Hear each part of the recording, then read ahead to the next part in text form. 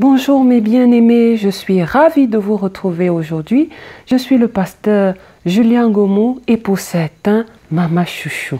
Alors aujourd'hui nous allons partager la parole dans le livre de Proverbes, chapitre 3, à partir du verset 5.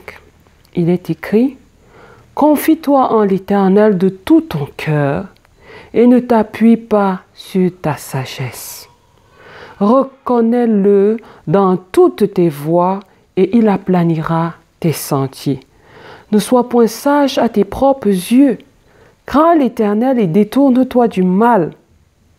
Ce sera la santé pour tes muscles et un rafraîchissement pour tes os. » Alléluia! Excellent passage biblique que nous allons méditer un petit bout de temps ce matin, toi et moi.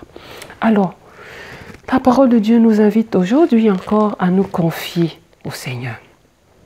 Vous allez me dire certainement encore la confiance au Seigneur. Mais oui, toujours la confiance au Seigneur. C'est le mot clé. C'est le mot qui nous permet d'être épanouis dans notre relation avec Dieu. Parce que nous ne pouvons pas entreprendre avec une relation sérieuse avec quelqu'un à qui nous ne faisons pas confiance. Lorsque nous regardons les relations conjugales, par exemple, il est difficile de se mettre en couple avec quelqu'un à qui on ne fait pas confiance. Et même que certains couples sont brisés lorsqu'on se rend compte que la personne n'était pas digne de confiance. Et si nous évaluons notre relation avec le Seigneur aujourd'hui, est-ce que nous pouvons dire que lui, il n'est pas digne de confiance? Je pense que non. Au contraire, toutes les histoires qui sont dans la Bible tentent à nous montrer que Dieu est digne de confiance. Et même celles qui sont expérimentées par certains de nos contemporains nous révèlent encore que Dieu est digne de confiance. Et oui, il en est digne. Et il nous dit dans sa parole, ne t'appuie pas sur ta propre sagesse. Parce qu'en réalité, bien aimé, parfois ce qui fait obstacle à la confiance que nous pouvons placer dans le Seigneur, c'est la sagesse que nous avons en nous-mêmes.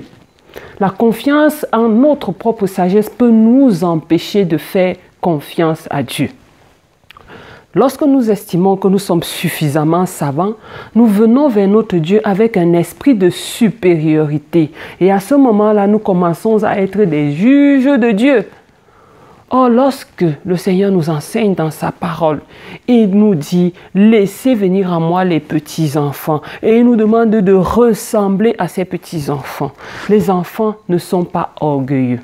Les enfants acceptent toujours d'apprendre. Ils sont très réceptifs. Est-ce que nous aussi, nous pouvons prendre cette posture-là lorsque nous venons dans la présence de Dieu? Est-ce que nous pouvons nous disposer à recevoir les paroles de Dieu, les enseignements de Dieu sans contestation? Dans l'Église aujourd'hui, il y a beaucoup d'hommes qui se croient sages et qui sont devenus des super contestataires de la parole de Dieu.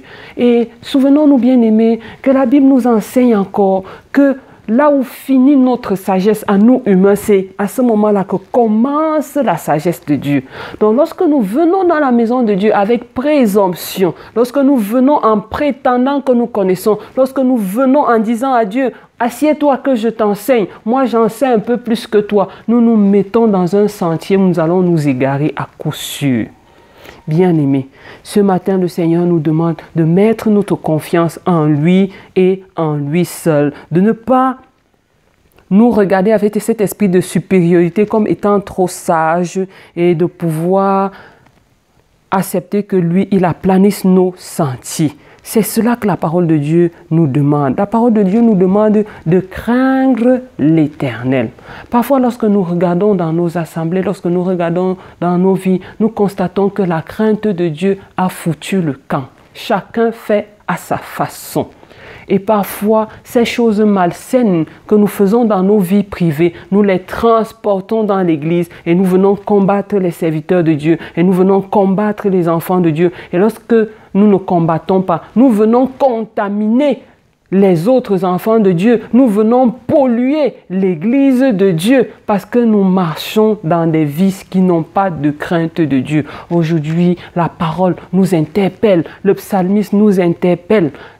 la parole nous interpelle. Le fils du psalmiste nous interpelle afin que nous soyons des hommes et des femmes qui craignent Dieu. Puissions-nous marcher dans la crainte de Dieu. Et lorsque nous marchons dans la crainte de Dieu, Dieu nous fortifie. Nous devenons des hommes et des femmes forts. La crainte de Dieu nous révèle et fait de nous des hommes distingués. Parce que là où il y a la crainte de Dieu, il y a l'esprit de Dieu, il y a la sagesse de Dieu, il y a la bonté de Dieu, il y a les capacités de Dieu qui sont manifestées. La crainte de Dieu veut dire tout simplement, Seigneur, je suis petit. C'est toi qui es grand. C'est toi qui connais. Parle.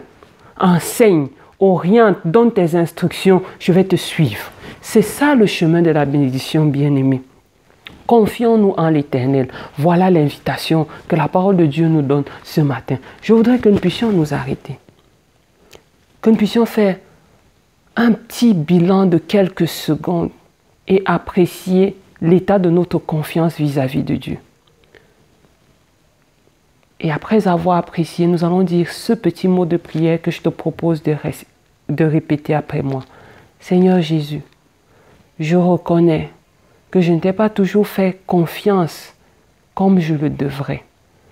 J'ai souvent regardé à moi-même parce que je pensais que j'étais sage. Ce matin, je viens déposer ma sagesse à tes pieds. Je viens déposer mes raisonnements à tes pieds. Je viens déposer ma connaissance, mon orgueil à tes pieds. Je me dispose afin que tu puisses m'enseigner. Là où il y avait cet esprit d'orgueil, je prie maintenant que tu sèmes un esprit d'humilité. Afin que je puisse grandir dans ta connaissance, Seigneur. Je veux te connaître. Remplis-moi de toi. Fortifie-moi, Seigneur. Dispose mon cœur à marcher dans la crainte de ton nom et que tout ce qui ne te glorifie pas dans ma vie soit banni, Seigneur, au nom tout-puissant de Jésus-Christ. Amen.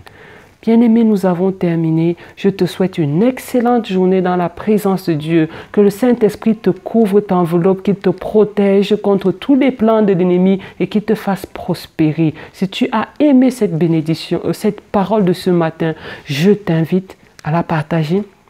Je t'invite aussi à la liker. À très bientôt. Reste béni au nom de Jésus-Christ.